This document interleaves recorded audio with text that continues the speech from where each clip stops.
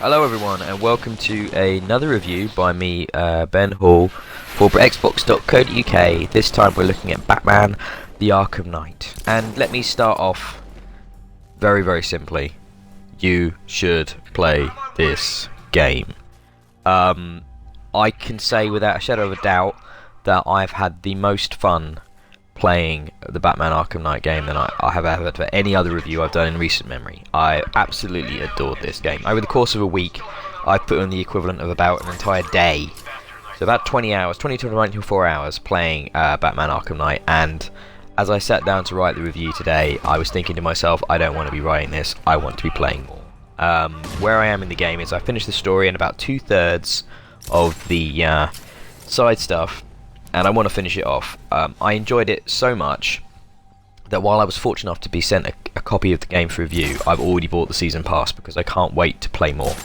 I absolutely adored this game, and one of the main reasons being I've played a lot of open world games recently in the last sort of year, from Sunset Overdrive to Shadow of Mordor to Assassin's Creed Unity to Far Cry 4, many of which I've done reviews for, and many of which we've talked about on the podcast. None of them have been as good as this game. This game gets a collection of things right that the other games just don't get. It gets a centre place, it gets a location, it gets a character and a story, it gets upgrading, it gets feeling like you have a reason to be what you're doing. The world is so much fun to get around, the traversal is so engaging, it gives you so many ways of doing it, being walking, gliding, or using the really cool Batmobile. You just don't get bored. The location of Gotham itself is big enough, but at the same time it's not so bewilderingly massive that you feel lost. At all times I could get myself around, navigate, and knew what I was doing without too much confusion, and that just made it so much more fun to play. Unlike, say, the big expansive worlds of the Ubisoft games, where there are these massive open maps filled with objectives and icons that you don't understand. In Arkham Knight, you have a series of side stories and side objectives, and they are stories. They do all have a narrative reason, usually with a villain, a supervillain, kind of at the crux of them. Some are long and engaging with like 12, 15 parts to them. Some are short with like 1 part or 4 parts to them. But they all feel like they're part of this place. There's nothing in Arkham Knight that's just there to fill the world. Everything that they've designed and created at Rocksteady is there for a reason, is there to tell a story, is there to often be connected to the main story. And that's another element of Arkham Knight that is so fantastically well done. The narrative is brilliant. Now, open world games normally focus on the world, the traversal, and the combat, all of which are excellent as well. But for Arkham Knight, we expected a little bit more. It's a Batman game from Rocksteady, so we expect a good story, and we get a great one. If you played Arkham City, you'll just know about what happens at the end of the last game. You know that a certain thing happened to a major villain. You think that's the end of this villain. Well, it may or may not be. It's very difficult to talk about the story in Arkham Knight without spoiling things. What I will say is that Rocksteady approach mature adult themes and story points in a brilliantly deft way.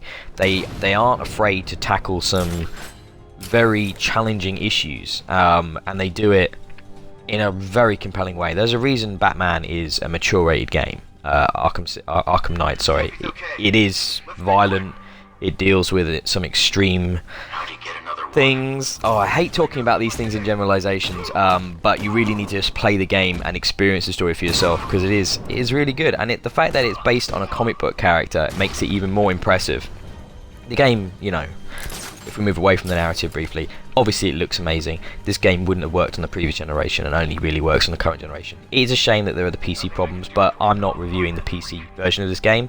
I'm reviewing the Xbox One version of this game, and I didn't have a single technical issue as I was playing this. Not one. And in an open world game, that's very impressive. That shows a high level of polish and attention to detail, considering I didn't have a single hiccup, I didn't have a single crash, I didn't have any glitching, nothing. It just worked. I've already talked about how amazing, you know, getting around is, and one of the big additions into Batman Arkham Knight is the Batmobile. Now, that's been a little bit controversial because some people have argued that the tank-like nature of the combat and the way it handles isn't great. I don't have an issue with any of that. I still feel like Batman. I still feel like a badass using that. maybe the only problem I have is that Rocksteady feel the need to maybe shoehorn the Batmobile into puzzle sections and challenge sections to do with the Riddler stuff, which maybe is a little unnecessary. But it just gave me a different thing to do something differently, do something with a, think outside the box, think in a way which maybe I hadn't done in the previous games. Talking about the previous games, I loved Arkham Asylum, didn't get on with Arkham City actually, got bored of that really quickly. So the fact that I've enjoyed this as much as I have is testament to how brilliant Rocksteady have moved the story into Gotham and have set us in this sort of neon noir-y environment, which is a little bit Joel Schumacher, a little bit Chris Nolan, but very much its own thing, very much out of the comics, which is I've just loved every minute of this game. It's really hard to find fault with it, to be honest. I think maybe there's been a couple of issues with there being almost too much choice with the upgrades. There's a huge variety of things you can do to upgrade and improve Batman over the game. There's masses of gadgets. None of it's that explained, and as somebody who didn't play a lot of City, I was a little bewildered by the amount of choices on offer, but I quickly got a handle of it and decided on how I wanted to play Batman, upgrading him to being a brawler and being able to go face to face. You're watching the video here, I'm doing a lot of Predator type combat here in a closed environment. I didn't want to give any spoilers, hence why the video is a fairly small environment with no story beats. So I hope you don't mind that too much. I didn't want to ruin anything for anybody watching the videos here. I've honestly never had as much fun playing an open world game as I have this. And like I said earlier, I've played so many of them. The fact that I was suffering a little bit from open world burnout, and this has just totally reinvigorated my passion because it's just so well done in so many ways. Yeah, I absolutely loved Batman Arkham Knight, and I've talked about it here without really even talking about some of the best elements because I didn't want to spoil anything, like just to do with the story and the reveals and the character moments. I love the Batmobile. The combat is excellent as it's always been. The traversal is engaging. The new vehicle is amazing. This is one of the best games I have played this year, and it's possibly one of the best games I've played on this generation so far.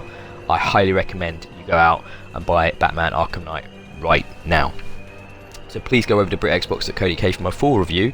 It's a long one, there's lots more in there, even though this was a long video, I have lots to talk about. Make sure you check that out. Thanks for listening and thanks for watching. Bye for now.